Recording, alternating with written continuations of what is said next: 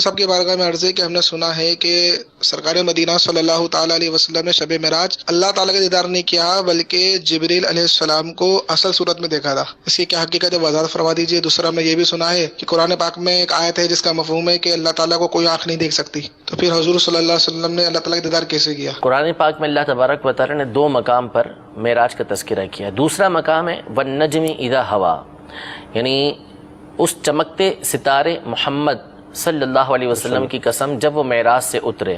ما ضل صاحبکم وما غوا، نہ تو وہ گمراہ ہوئے نہ وہ بھیکے، نہ اپنی راہ سے تمہارے صاحب ہٹے۔ یہ پورا تذکرہ کر کے اللہ تبارک و تعالی نے فرمایا کہ علمہ شدید القوا ذو مرۃ فاستوى وهو بالافق الاعلی، کہ ان کو عظیم قوت والوں نے سکھایا کہ جو انتہائی دانا ہے، اور یہ آسمان کے اوپری کنارے پر تھے، پھر اس کے بعد وہ قریب ہوئے اور قریب ہوئے، یہاں تک کہ دو کمانوں کا یا اس سے بھی کم فاصلہ رہ گیا، اور دل نے جو دیکھا، آنکھوں نے جو دیکھا، دل نے اس کو جھٹلایا نہیں، تو کیا تم ان کے دیکھنے پر جھگڑتے ہو؟ اور انہوں نے تو دوسری مرتبہ اس کو دیکھا۔ اب یہ سارا جو تذکرہ ہوا ہے یہ اشاروں میں ذکر ہوا ہے کہ ان کو قوت والوں نے سکھایا جو انتہائی دانا ہے، فاستوى وهو بالافق الاعلی، پھر اس کے بعد وہ آسمان کی طرف گئے اور وہ آسمان کے اوپری کنارے پر موجود تھے، پھر اور قریب ہوتے چلے گئے۔ تو علماء کی ایک تعداد نے یہاں پر یہ لکھا کہ اس سے مراد جبریل امین ہے، یعنی نبی کریم صلی اللہ تعالیٰ علیہ وآلہ وسلم تک قرآن پہنچانے والے جبریل امین تھے۔ حضور علیہ الصلوۃ والسلام نے جبریل امین سے ملاقات کی اور جبریل امین کا دیدار کیا حضور علیہ الصلوۃ والسلام نے، اور پھر جب واپس آ رہے تھے تو اس وقت بھی حضور علیہ الصلوۃ والسلام نے جبریل امین کا دیدار کیا۔ جبکہ امام حسن بصری رحمۃ اللہ تعالی علیہ اور دیگر کئی مفسرین کا اس پر اتفاق ہے کہ یہاں پر تمام کی تمام باتیں یہ اللہ تبارک و تعالیٰ سے متعلق ہیں۔ وجہ اس کی یہ ہے کہ جبریل امین علیہ الصلوۃ والسلام یقیناً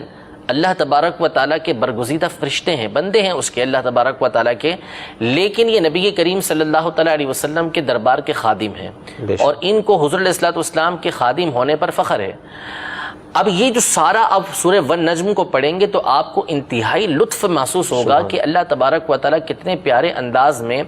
ایک ملاقات کا تذکرہ کر رہا ہے کہ والنجم اذا ہوا، وہ اس چمکدار ستارے محمد کی قسم جب وہ معراج سے اترے، پھر آگے جا کے تذکرہ کیا فاستوى وهو بالافق الاعلی ثم دنا فتدلى، پھر قریب سے قریب ہوتے چلے گئے، فکان قاب قوسین او ادنی، اس سے اور قریب سے قریب ہوتے جا رہے ہیں، فاوحى الى عبده ما اوحى، اور اپنے بندے کی طرف جو وحی کی، ما کذب الفؤاد ما رأى، دل نے نہ جھٹلایا جو ان کی آنکھوں نے دیکھا، افتمارونہ علی ما یرا، کہ تم ان کے دیکھنے پر آپ جھگڑتے ہو ان سے، وَلَقَدْ رَآهُ نَزْلَةً أُخْرَى، انہوں نے تو اترتے اترتے دوسری مرتبہ دیکھا۔ یہ سارا اہتمام نبی کریم صلی اللہ تعالیٰ علیہ وسلم کی ملاقات کا ذکر کیا جا رہا ہے، تو جبریل امین تو بارگاہ رسالت میں حاضری دیتے رہتے تھے، اور جبریل کا حضور علیہ الصلوۃ والسلام سے ملاقات کرنا یہ جبریل کے لیے شرف کی بات ہے۔ حضور علیہ الصلوۃ والسلام کا جو اصل شرف ہے وہ یہ ہے کہ آپ اپنے رب عز و جل سے ملاقات کریں، اپنے رب عز و جل کا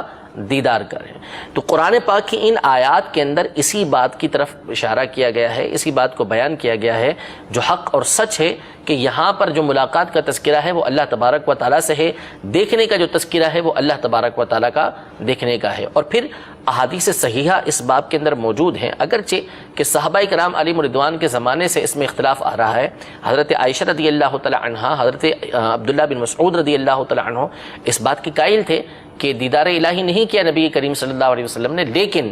یہ ان کا اجتہاد تھا، جیسا کہ انہوں نے آگے آیت ذکر کی کہ قرآن پاک میں اللہ تبارک و تعالیٰ فرماتا ہے کہ لا تدرکہ الابصار وہو یدرک الابصار، کہ آنکھیں جو ہیں وہ اللہ تبارک و تعالیٰ کا ادراک نہیں کر سکتی۔ اللہ تبارک و تعالیٰ آنکھوں کا ادراک فرماتا ہے،